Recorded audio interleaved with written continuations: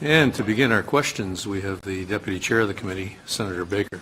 Thank you, and thank you, Mr. Gunn, for appearing here today and the message that you bring us. Could you, first of all, clarify the fact that you will no longer be able to avail of the services of Elections Canada and the assistance they gave to you because of the passage of this bill? Who told you that they would no longer be able to provide that service? Elections Canada has, and I believe it's in their brief that they've made where they go section by section. And I challenged them on this many times, because if you look at Section 18, the existing one and the newly proposed one, both are up to interpretation. Nowhere in the previous Section 18 did it say support people doing parallel elections in schools across the country, and nowhere does it say in the proposed Section 18 to not do that. So I've asked them many times, and they have told me many times that they would be disempowered is the word that I've used, to be able to support us. Yes, they've given the same testimony before this committee. I Right. just wanted to make sure to get it on the record that that is your position. And to assure you that there was some suggestion made by the minister when he appeared before our committee that perhaps there would be amendments to the bill. And of course, the amendments would, as I understand it, generally a reasonable person would take from his statement that the amendments would in fact take place in the House of Commons, in the other place at committee.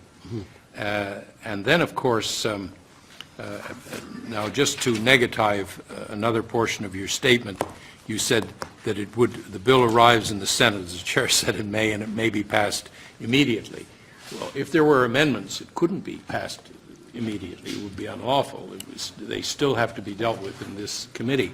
So have you turned your mind to a possible amendment to the legislation that would achieve what your organization wishes to achieve?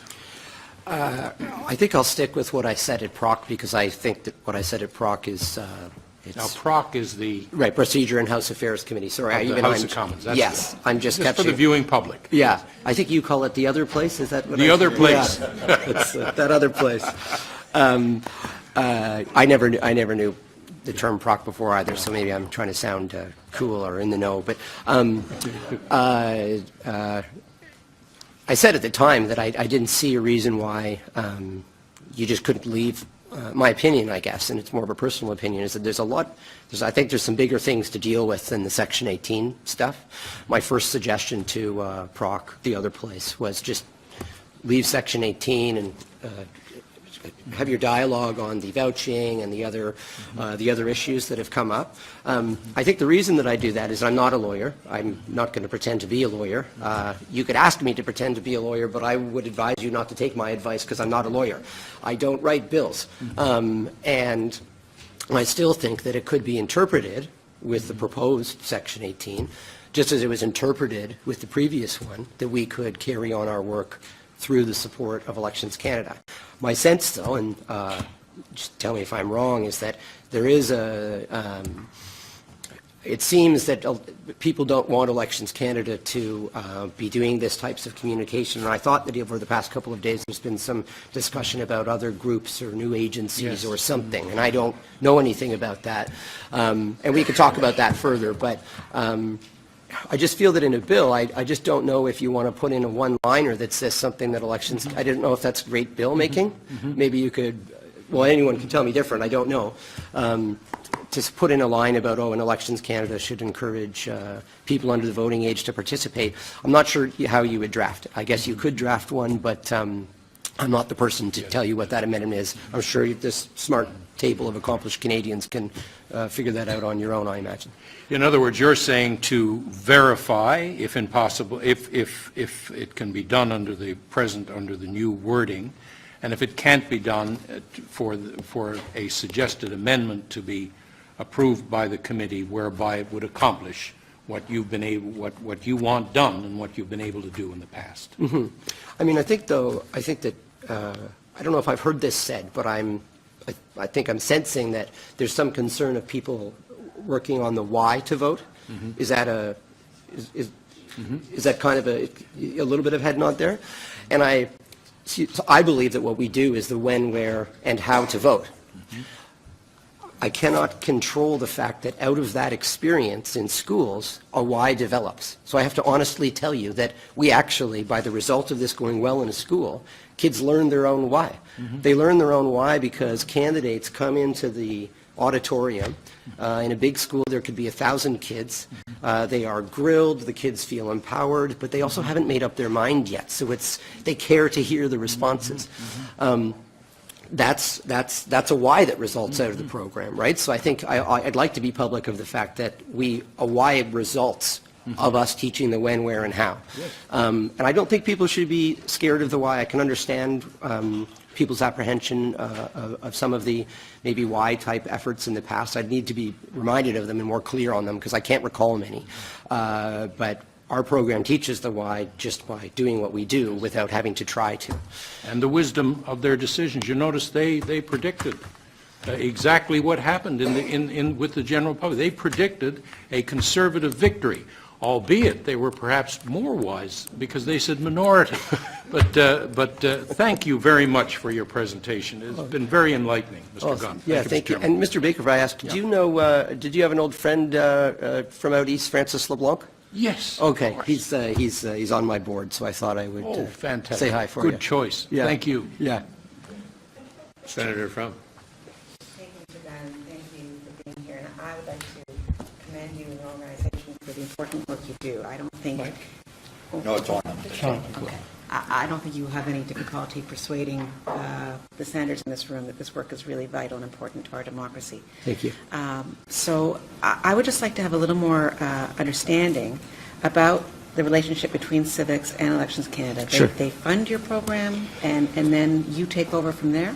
Yeah, so a very important distinction for me is that first I wanted to ask you, do you know Michael McMillan? Yes. You've done your homework. Well, I think the funniest thing that I wanted to say is you went to Havergal. I did go to Havergal, yes. My first kiss was on the grounds of Havergal College.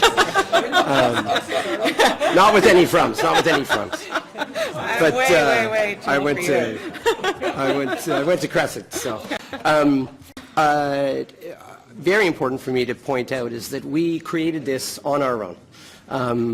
This is not an Elections Canada created program. This was a couple of young people that thought you could teach students, children, young adults, teenagers, the habits of their citizenship. It's something that you could teach in school, like we decide that math and English and science is important and you teach it in school and you teach it annually. And hopefully by the time they remember something from all of that effort, and that's our rationale as well. So we, to go back a long time, I had asked Elections Canada, I was trying to pursue them for support, and I don't think they knew if they could or how to support us. Some parliamentarians came together and they drafted this motion. It wasn't a bill, it was just a motion pretty much telling Elections Canada that they had to support us, which was great, and that worked. And we had them giving us some in-kind contributions. It's in detail form in one of the pages here. For the first two elections. It was more complicated, it's less ideal, and then finally we got to the place in 2008 and then 2011 where they covered the whole cost of the program. I dare say that yes, it was sole source, and I also am okay with that because no one else does what we do. But is there anyone from Elections Canada on your board, for example? No. And do you, No. what reporting responsibilities do you have to Elections Canada? It's pretty extensive. I should have brought a sample report that we bring. It's everything from pre-surveys, post-surveys of students and teachers. They conducted an independent evaluation, kind of like a performance audit in a way on us, in advance of 11 and then through 11. Some of those are in the graphics there in the binding. We submit a full report and then also audited financial statements on how we use the funds. As you'll see in that piece of paper there, a lot of the funds that we spend for our program are on things that, just going to make sure that's in, it is in here, like $200,000 for distribution. I'm okay with that, because that's what helps teachers with these physical tools use this in the classroom. It's also a little bit of a guilt factor when you have a large package come with all of these materials that you're more likely to use it than, oh, I'll download that stuff from off the internet. I would advise to anyone who's interested in doing something in schools, you take the time to build great materials and the expense to send them to people. You'll be more effective. So in the end, it was not only, it's a lot of money for us, but $400,000 that came actually to our organization, which then covered people's time, additional staff, warehouse teams, all that sort of stuff for the project. But at this point, you're 100% funded by Elections Canada? Or? Only at the event. So what we don't get is annual funding from Elections Canada. If you could get them to give us annual funding, that would be fantastic. I think that is outside. But no one gives us annual funding. They don't have a, and I don't know why they just change it, but they don't have a granting and contribution stream, which is where, like Canadian Heritage has a granting and contribution stream. It's a contractual relationship. I have my eye on the clock. I know Sure, you guys are sure. cutting Sorry me off, about and that. I'd like to hear more about that, but I Okay. can't resist asking you, because you did include a graph in your presentation about the voting results, and Yep. Senator Baker just alluded to this. And The I red was line? just- The red line, is that what you're going to point out? Well, actually, no, I was going to point out the blue line, because what it shows, and I don't know who these are, who qualifies as a student for this graph, This is basically kids aged 10 through to 18. 10 through to 18. These are elementary and secondary school students. Okay. And our highest turnout in the last federal election was 563,000. What's interesting, if I can point out, is that we have since done all of the provincial elections following that last federal in jurisdictions like British Columbia, Alberta, Saskatchewan, Ontario. We're approaching 50%, or we're at 50% of all schools. If we apply that same growth to the next federal election, we could be in 6,000, 7,000 schools across the country, which I think is what everyone at this table would like to see us do. The results speak for themselves. They take this seriously. They're either thinking just like adults do and voting in that manner, or they're regurgitating their parents' values at their own student vote at the ballot box at school. Either is a win for us. Okay, thank you. Yeah.